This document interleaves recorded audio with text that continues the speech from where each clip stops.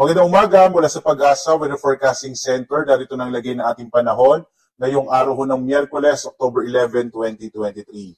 Sa ating latest satellite images ay nakapasok na nga ng Philippine Area of Responsibility ang low pressure area na ating binantayan itong mga nakalipas na araw. Nitong namataan 750 kilometers silangan ng G1 sa bahagi naman ng Eastern Samar.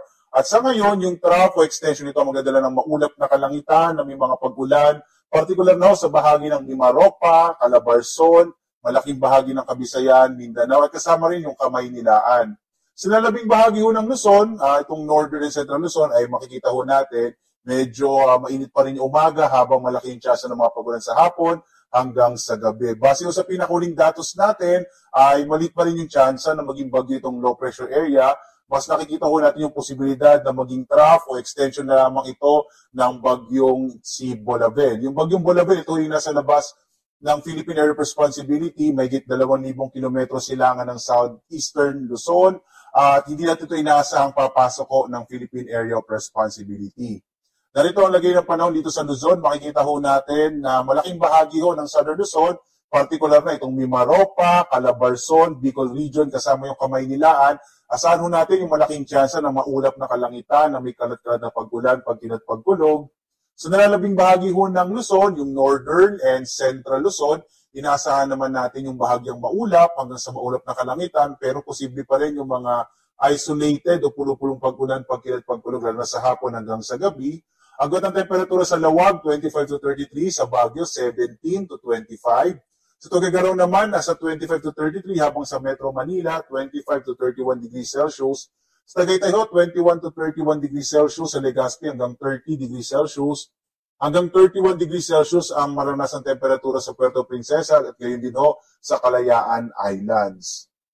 Dito naman sa Kabisayaan, makikita ho natin malaking bahagi ng Kabisayaan ay makararanas din ng maulap na kalangitan, na may malaking tsansa ng mga pag-ulan, na may kasamang pag-inat, pagkulog.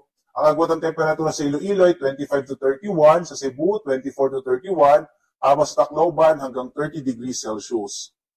Malaki rin ang tsansa ng pag-ulan dito sa may bahagi ng Mindanao at asahan din ang maulap na kalangitan.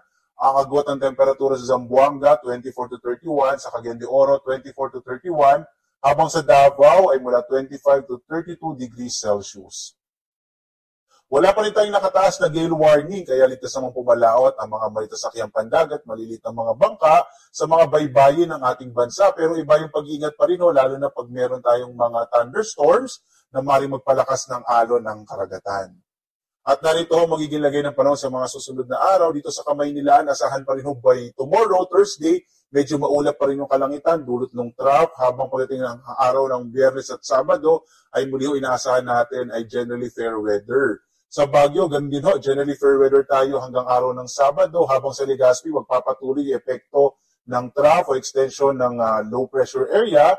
Posible ho na medyo maulap pa rin yung kalangitan. Sa Metro Cebu, ganun din hanggang bukas, habang sa Metro Davao, inaasahan natin generally fair weather hanggang sa mga susunod na araw, liban na lamang sa mga isolated rain showers and thunderstorms.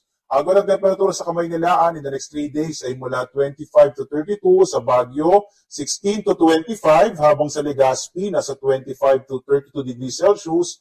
Sa Metro Cebu naman 25 to 32 degrees Celsius, habang sa Metro Davao ay 24 to 33 degrees Celsius.